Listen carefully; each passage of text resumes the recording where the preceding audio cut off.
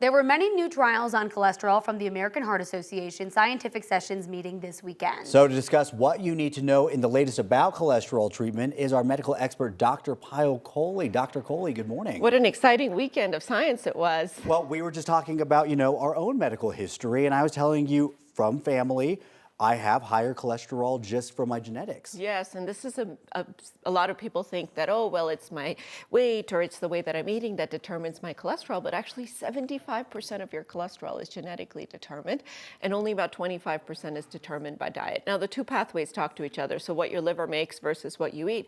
You eat a piece of steak, it actually does turn your liver on to make more cholesterol, so the pathways are interrelated, but I have patients in my office every single day that say, Dr. Kohli, I'll change my diet, I'll lose weight, and I say to them that'll only modify about 10 to 15% of your cholesterol, even with the best lifestyle changes. Yeah, good to know. So that means it's all our genetics, which means we need to start thinking about it early in life. Okay, well, we got to all think about this because this is connected to obviously heart disease and risk for other factors. Cholesterol is in fact the biggest modifiable risk factor for heart disease. So this is what drives me bananas. Many of us say, okay, every 40 seconds an American has a heart attack.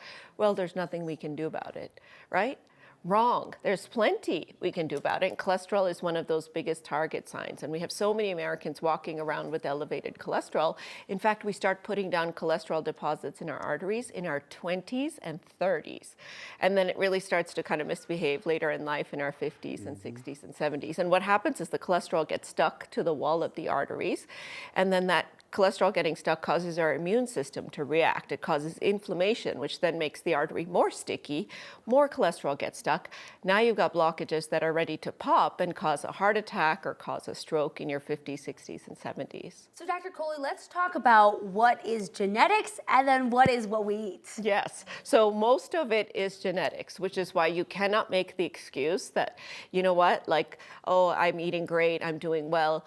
I have high cholesterol and I eat great and I'm not overweight, and it all has to do with genetics. So the way we think about it in cardiology is we say, okay, we can't modify your genetics and we can't modify your age. We can't modify your family history or your ethnicity.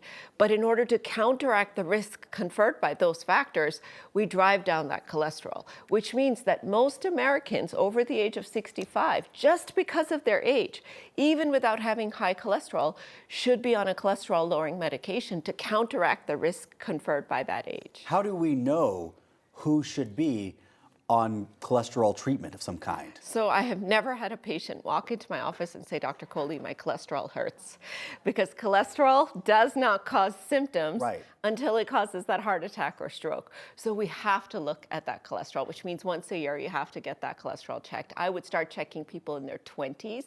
People often wait till later. In fact, we even check kids for genetic problems with cholesterol one time when they're kids to make sure they don't have it. And then based on your risk category, we decide whether or not to treat you. Most Americans need to have their LDL, and the way to remember, LDL is the bad cholesterol. You want to keep that low. HDL is the good cholesterol. You want to keep that high.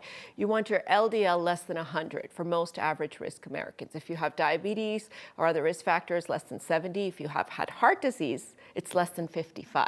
Wow. So stop looking at that total number, which I have people come in all the time and say, this is my total cholesterol. We don't care about that. Yeah. We care about the bad stuff, which is the LDL and the non-HDL cholesterol. So we have just a couple of seconds left, but one of the trials from the American Heart meeting looked at giving an injection medication to people on statins who had never had a heart attack or a stroke. And for full disclosure, you've done research on this, you've consulted on drugs. What did all of that show? Oh, it's so interesting. It's changed our thinking completely, because we used to wait for that heart attack and stroke and then say, okay, now you've had a heart attack, now you need really aggressive cholesterol lowering.